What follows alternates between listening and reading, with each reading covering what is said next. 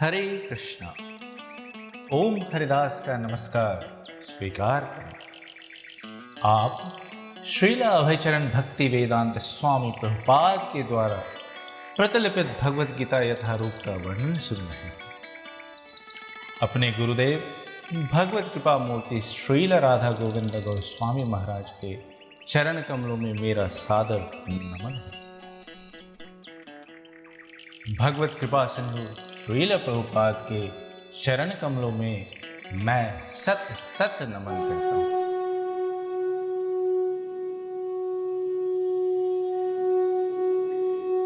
भगवत गीता का दूसरा अध्याय गीता का सार है और इसे सांख्य योग के नाम से जानते हैं। इस अध्याय में भगवान ने गीता के वस्तुओं को जैसे कर्मयोग, ज्ञान योग, भक्ति योग को झलकियों के रूप में अर्जुन के सामने प्रस्तुत किया है। इसमें भौतिक शरीर, आत्मा, आसक्ति में कर्म, निष्काम कर्म और साधक के स्थिति का वर्णन किया गया है। अभी तक अर्जुन अपनी आसक्ति को ज्ञानता के आवरण से ढककर युद्ध नहीं करने के अनेकों कारण प्रस्तुत किए थे। उनकी परिस्थिति केवल मोहग्रसित हो जाने के कारण दुर्बल हो गया था। भगवान ने अर्जुन को अपने विचार पूर्ण रूप से अपने समक्ष रखने दिया और अर्जुन भी खुलकर सारी दुविधाओं को उनके सामने रखा। इसी प्रकार हमें भी हमेशा ध्यान देना चाहिए कि अगर किसी को कोई सहयोग या सलाह देना चाहते हैं तो सर्वप्रथम सामने वाले व्यक्ति के दुखों को, उनके उलझनों को, उसे क्या अच्छा लगता है और क्या बुरा लगता है, वह क्या कहना चाहता है, इसे समझने की कोशिश करनी चाहिए। यदि कोई आपसे तर्क भी कर रहा है तो पहले उसे सुनना चाहिए, क्योंकि अधिकतर देखा गया है कि व्यक्ति के उत्तर उसके प्रश्न में ही होते हैं। उसे हम तभी समझ सकते हैं जब हम उसे अच्छी तरह जानेंगे। और यहां भगवान कृष्ण ने भी अर्जुन की सारी दुविधाओं को सुना, उसे टोका नहीं और फिर एक कटाक्ष भरी मुस्कान के साथ कहा, भगवान उवाच कुतस्त्वाकस्मलमिदं विस्मय समुपस्थितम् अनार्य जुष्टम स्वर्गम अकीर्तिकरम अर्जुन। अर्थात, हे अर्जुन, तुम्हारे मन में यह कलमश आया कैसे? यह उस मनुष्य के लिए तनिक भी अनुकूल नहीं है जो जीवन के मूल्यों को जानता हो। इससे उच्च लोक की नहीं अपितु अपयश की प्राप्ति होती है। कैवल्यम मां अस्मगम पार्थ नैतत्त्वयोपपद्यते क्षुद्रम हृदय दौर्बल्यम त्यक्तोत्तिष्ठ परन्तपः। अर्थात, हे पृथापुत्र, इस हीन नपुंसकता को प्राप्त मत हो, यह तुम्हें शोभा नहीं देता। हे शत्रुओं के दमन करता, हृदय की क्षुद्र दुर्बलता को त्याग कर युद्ध के लिए खड़े हो जाओ। भगवान होते हुए अर्जुन की ऐसी मनोदशा को देखकर भगवान भी अपना आश्चर्य व्यक्त कर रहे हैं। वे इन वाक्यों में कहते हैं कि कुलीन माता पिता के संतान होकर यह अनार्यों वाले विचार उस पर शोभा नहीं देती। वह आर्य थे, उन पर जीवन मूल्यों का पूरा दायित्व था। ऐसे हीन विचारों से तो केवल उन्हें अपयश ही प्राप्त होगा। जो मनुष्य अपने आप को जन्म मृत्यु के चक्र से मुक्ति नहीं दिला सकता, वह आर्य कहलाने योग्य नहीं है। मनुष्य का धर्म है कि वह अपने कर्तव्य पथ का पूर्ण अनुगमन करे। अर्जुन कुंती पुत्र था। कुंती का नाम प्रथा भी था। वो वसुदेव की बहन थी, अर्थात कृष्ण और अर्जुन का यहां रक्त संबंध बताया गया है। कुंती और वसुदेव यादवों के राजा सुरसेन के संतान थे, परंतु सुरसेन के भाई कुंती भोज को कोई संतान नहीं था, इसलिए कुंती भोज ने कुंती को गोद ले लिया था। इससे हम समझ सकते हैं कि कुंती अपने जीवन में बहुत कुछ त्यागा था। पांडु के साथ विवाह हो जाने के बाद भी उन्हें बहुत कष्टों का सामना करना पड़ा था, लेकिन उन्होंने कभी भी छात्रांगनाओं के धर्म का त्याग नहीं किया, अपितु बहुत ही हिम्मत के साथ सारे विकट परिस्थितियों का सामना करते हुए युद्ध के समय में अर्जुन को युद्ध करने की आज्ञा दी थी। इसी पर कृष्ण अर्जुन को बोल रहे हैं कि इस धर्म युद्ध में अपने योग्य और कुल के योग्य कर्तव्य करते हुए युद्ध में वीर की तरह भाग ले। अर्जुन के सामने युद्ध के लिए उपस्थित राजा और राजकुमार आततायी थे और क्षत्रिय होने के कारण उनका दायित्व हो जाता था कि वह युद्ध करें। इस पर अर्जुन फिर से अपने तर्क को आगे बढ़ाते हुए कहता है, हे शत्रुहंता, हे मधुसूदन, मैं युद्ध भूमि में किस प्रकार भीष्म, द्रोण जैसे सम्मानित व्यक्तियों पर पलटकर वार चलाऊंगा, क्योंकि भीष्म मेरे पिता के पिता समान है और दूसरा मेरे गुरु हैं। ऐसे पुरुषों को तो मारने से अच्छा है कि इस संसार में भीख मांगकर जी लिया जाए।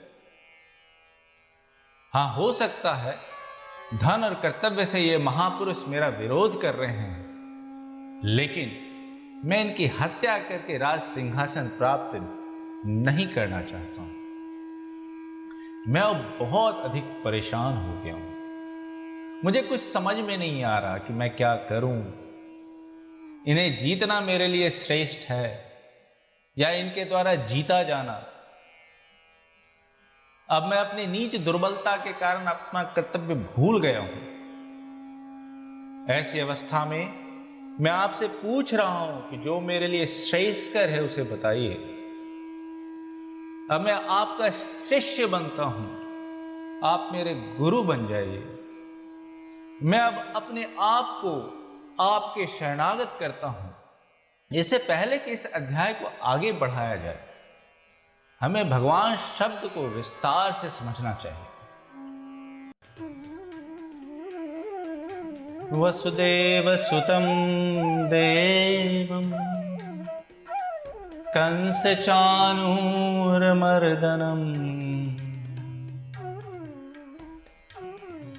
देवकी परमानन्दम् कृष्णं वन्दे जगद्गुरुम्।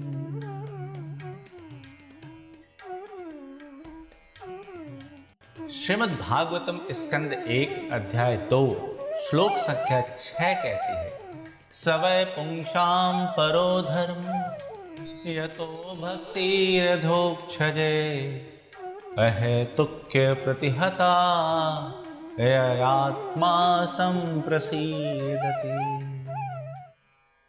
अर्थात मानव का परम धर्म है कि वह परम तत्व भगवान की भक्ति युक्त प्रेम में सेवा कर सके।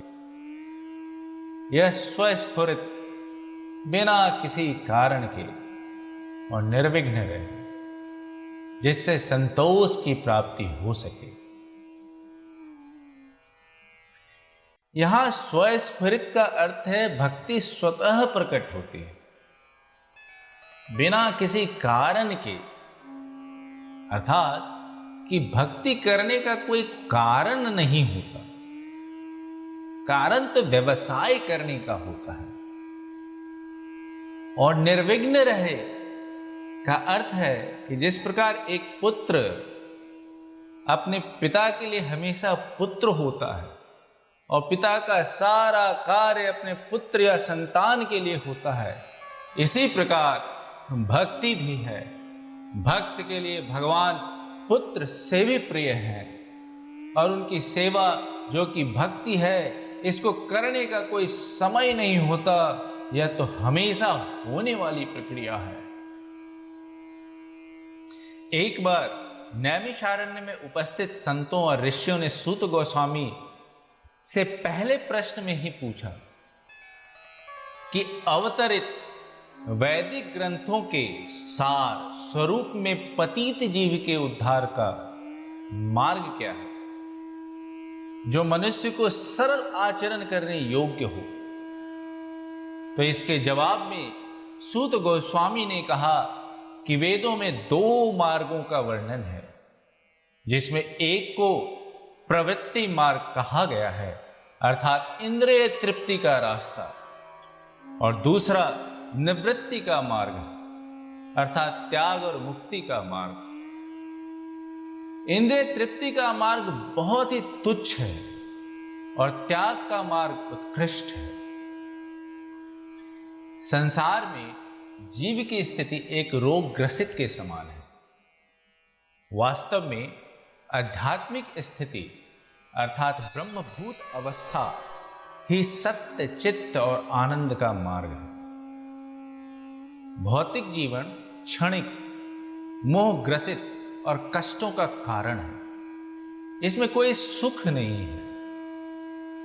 यहां दुख को दूर करने का झूठा प्रयास किया जाता है और थोड़ी देर दुख को नहीं अनुभव करने को सुख कहते हैं। जैसे ही मनुष्य वैदिक ग्रंथों का सहारा लेता है और अपने बारे में सोचता है, अहम ब्रह्मास्मि, मैं ब्रह्म हूं, अर्थात मैं एक आत्मा हूं, वहीं से वह अपने स्वरूप को जानने के लिए उत्सुक हो जाता है। और इसी अवस्था को वेदांत सूत्र कहती है अथातो ब्रह्म जिज्ञासा, अर्थात अपने बारे में जानने की इच्छा प्रबल हो जाती है। यह मानव तन आध्यात्मिक ज्ञान के प्राप्ति के लिए मिला है और इस प्रकार उसके परम सुख का मार्ग प्रशस्त हो जाता है। श्रीमद् भागवतम स्कंद 1 अध्याय 2 श्लोक संख्या 11 कहती है, वदन्ति तत्त्वविदातस्त्व यज्ञानम द्वयम ब्रह्मेति परमात्मेति भगवानिति शब्दते। अर्थात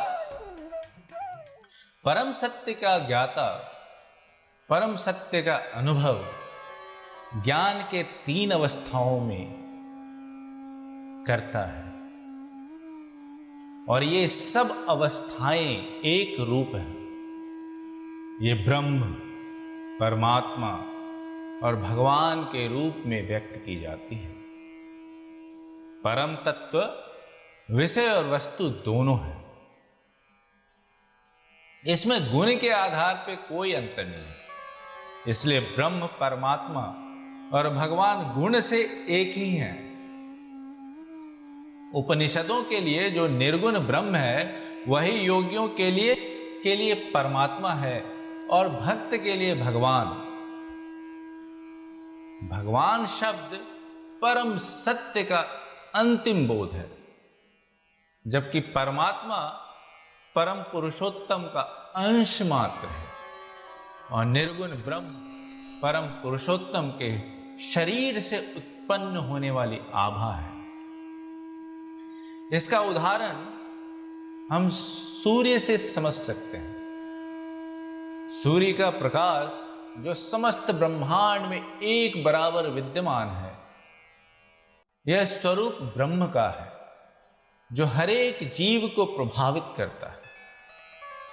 और सूर्य का गोला परमात्मा स्वरूप का वर्णन कहती है, जो हर एक के हृदय में आत्मा के रूप में विराजमान है। और सूर्य का जो राजा है, जिसे हम विवस्वान कहते हैं, वह व्यक्ति विशेष है। इसी प्रकार भगवान है जो ज्ञान रूप में ब्रह्म है, जीव के हृदय में आत्मा के मित्र रूप में परमात्मा है और सृष्टि के प्राकट्य, उसका पालन तथा विनाश करने वाले साक्षात परम पुरुषोत्तम भगवान हैं।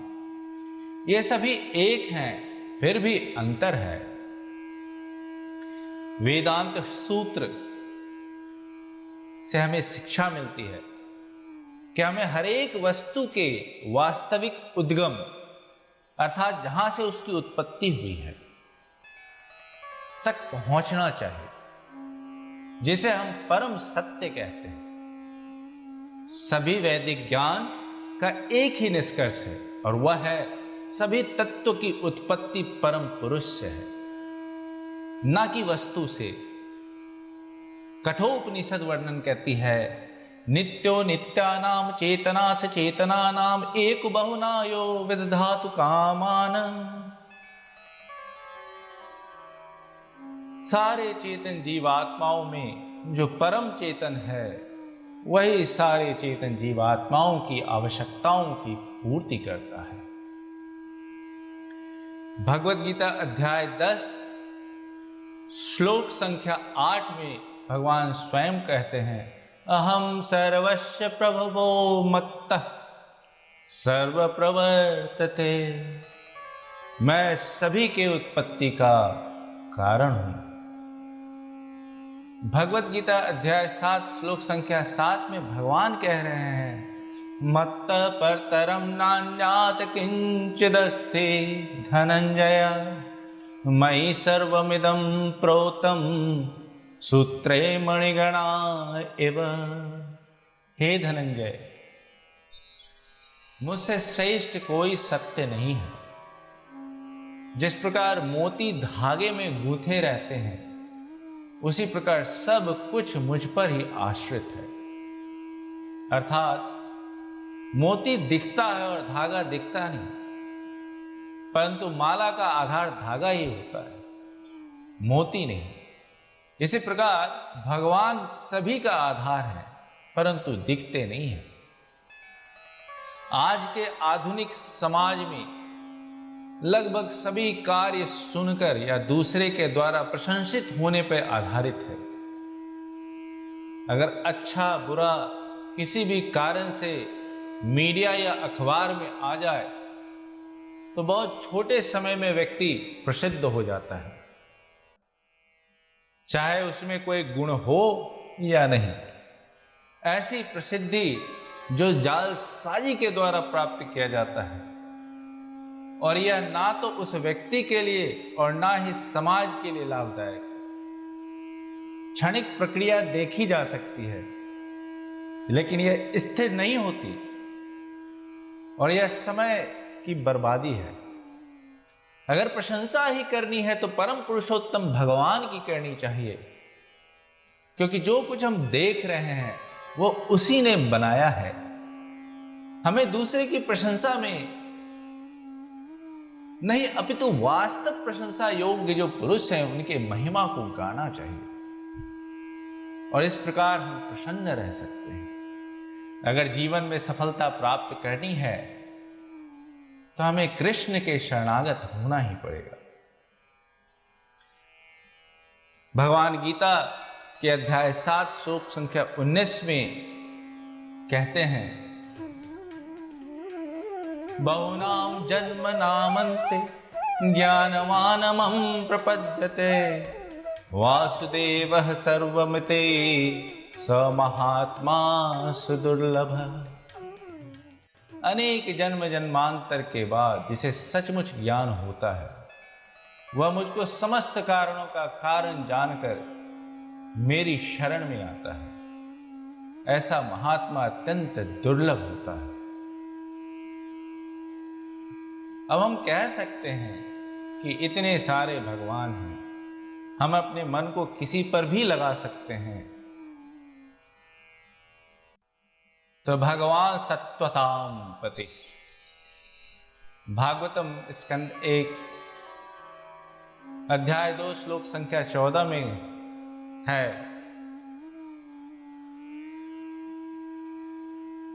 भगवान सत्वताम पति। श्रीमद् भागवतम कहती है कि तुम्हें अपने मन को उस भगवान पर केंद्रित करना पड़ेगा जिसे भक्तों ने अपना स्वामी माना है। भगवान अनेक हो सकते हैं, परंतु परम पुरुषोत्तम भगवान कृष्ण, जिन्हें बड़े बड़े दृढ़ निश्चय भक्तों ने, आचार्यों ने, गुरुओं ने, जैसे कि ब्रह्मा शिव ने भगवान माना है, साधारण जनता तो क्षणिक लोग बस साधारण मनुष्य को भी भगवान कह देते हैं, लेकिन ये मूर्खता है।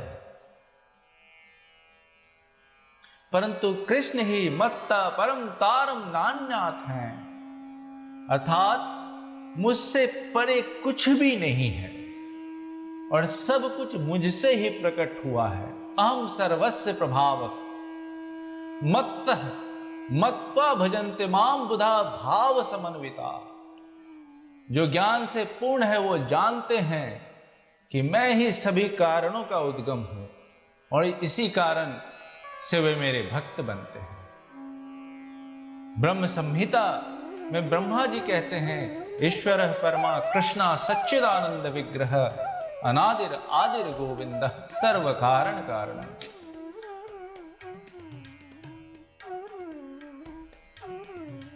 ऐसे अनेकों पुरुष हैं जो भगवान के गुणों से युक्त हैं, किंतु कृष्ण परम है क्योंकि उनसे बढ़कर कोई नहीं। वो परम पुरुष हैं और उनका शरीर सच्चिदानंदमय है। वह आदि भगवान गोविंद है और समस्त कारणों के कारण है। जो वैदिक श्लोक मैंने उल्लेख किए हैं वे श्रीमद् भागवतम भगवत गीता से मुख्यतः है। इससे केवल यह निष्कर्ष निकालना चाह रहा हूं कि भगवान ही परम शक्ति हैं और उनके 6 गुण विशेष रूप से दृष्टिगोचर होते हैं और ये 6 गुण पूर्ण हैं। इस पर पराशर मुनि जो वेद व्यास के पिता तथा ब्रह्मर्षि वशिष्ठ के पौत्र थे, विष्णु पुराण स्कंद 6 अध्याय 5 श्लोक संख्या 37 में बताया है, ऐश्वर्य समाग्रस्य वीरस्य याससा श्रेय ज्ञान वैराग्य योस चैव सन्नम भगा इति गणा। और ये 6 गुण हैं ऐश्वर्य, श्री, वीर्य, ज्ञान, यश और वैराग्य। श्री अर्थात धन तो बहुत लोगों के पास है, परंतु कोई यह नहीं कह सकता कि उसके पास समस्त धन है। देख लो भगवान कृष्ण को, उसके पास 16,108 रानियां थी और द्वारिकापुरी में सभी रानियों के लिए अलग अलग महल था। उनके द्वारिकापुरी में कुबेर का अक्षय पात्र था जो वहां के हर एक घरों को भरा पूरा रखती थी। और आज भी भगवान के मंदिरों से अनंत भक्तों का जीवन निर्वाह होता है। यहां भक्त का अर्थ है जिनका जीवन यापन केवल मंदिरों से प्राप्त भोजन से होता है। और भगवान का ऐश्वर्य देख लो, ऐश्वर्य इतना कि बचपन से जब तक धरती पे विराजमान रहे, जन्म से ही बड़े बड़े भट्ट महाभट्ट राक्षस उन्हें मारने के लिए आते रहे और वे सभी को मुक्ति देते रहे। उनके नाम से ब्रह्मा महेश और अन्य देवी देवता उनकी आराधना और सेवा में लगे रहे। आज भी जब उनकी जन्माष्टमी मनाई जाती है तो उनका ऐश्वर्य देखने लायक है। विश्व भर में सभी जीव विभिन्न पद्धति के अनुसार अलौकिक छटा के साथ उनका जन्म दिवस मनाते हैं। भगवान कृष्ण की वीरता, उनकी वीरता की क्या कहानी कही जाए, जिसने बचपन में ही अपने छोटे उंगली पे गोवर्धन पर्वत उठा लिया और धरती धर जिसका चरण दबाते हैं। ज्ञान, गुरु के पास जब शिक्षा लेने गए तो मात्र 64 दिनों में समस्त ज्ञान प्राप्त कर लिया। और क्या कहूं, जिसने ज्ञान की उत्पत्ति की उसके ज्ञान का क्या कहना। भगवान का यश, जिसके मारने पे मरने वाले लोगों को यश मिलता है, जिनकी भक्ति करने पे लोगों को यश मिलता है, जिन्हें जन्म देने पे माता पिता को यश मिलता है, जिन्हें दूध पिलाने पे यश मिलता है, उनके यश का क्या कहूं।